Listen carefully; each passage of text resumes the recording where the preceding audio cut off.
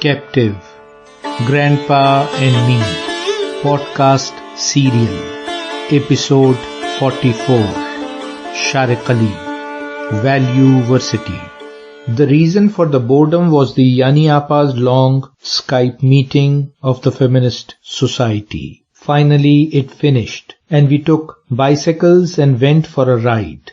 Both bicycles side by side on the beautiful trails, accompanied by dense, tall trees. We had a long ride through the lush green jungle of Phoolbun. When we reached near the lake, we dropped the bikes on the grass and sat side by side on a wooden bench. I asked, "What is feminism, Yani Apa?"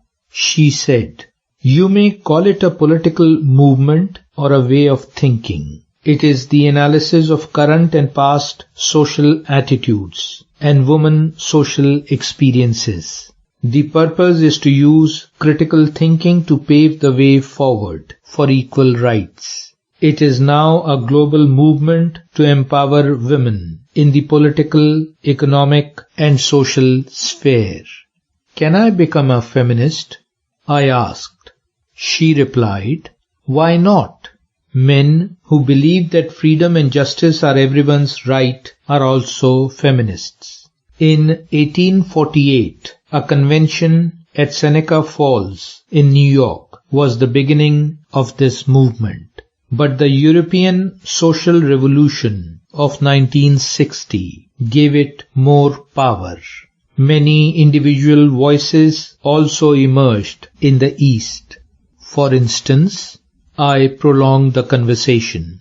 Born into a prosperous family in Tehran in 1935, Farough Farrokhzad is a perfect example. Personal grief became a symbol of the universal feminist tragedy in her poems.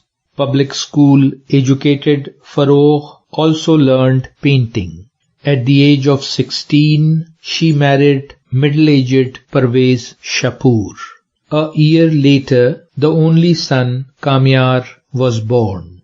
This marriage ended in divorce due to age differences. To achieve personal freedom, she had to give up the possession of his son, Kamyar. She could never forget this sorrow. A year later, she published the first book of her poems, Aseer. It means captive. In the same year, her condition became so bad that she received treatment in a mental hospital. When she got better, she went to Europe for 9 months and published another book, Deewar, The Wall. She dedicated this book to her divorced husband. Then the third collection introduced her in literary circles as a voice of protest. In 1962, she made a documentary film on the life of lepers, titled The House is Black. The film received international acclaim and awards. In 1963, UNESCO made a documentary film on her life.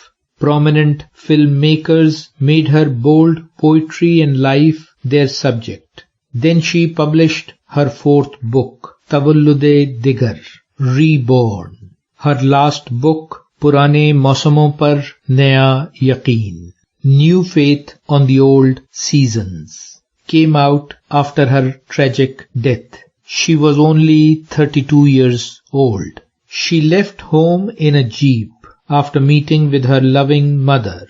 She suffered a terrible accident and passed away at a very tender age, exactly in her poetic heyday. Faroukh is the voice of resistance of an Iranian, in fact an Eastern woman, trapped in a traditional marriage, symbol of grief for wife, mother, and divorced woman. "Please recite any of her poems," I said. Yani Apa kept quiet for a while. Then she looked at the hill in front of us and said, "Here are a few first lines from her poem Aseer, Captive. I want you to know I will never be able to hug you. You are the open sky and I am a captive bird in a cage. The invisible hand behind the bars might surprise me, and I can open my wings to fly in your direction. To be continued. Valueversity. Shariq.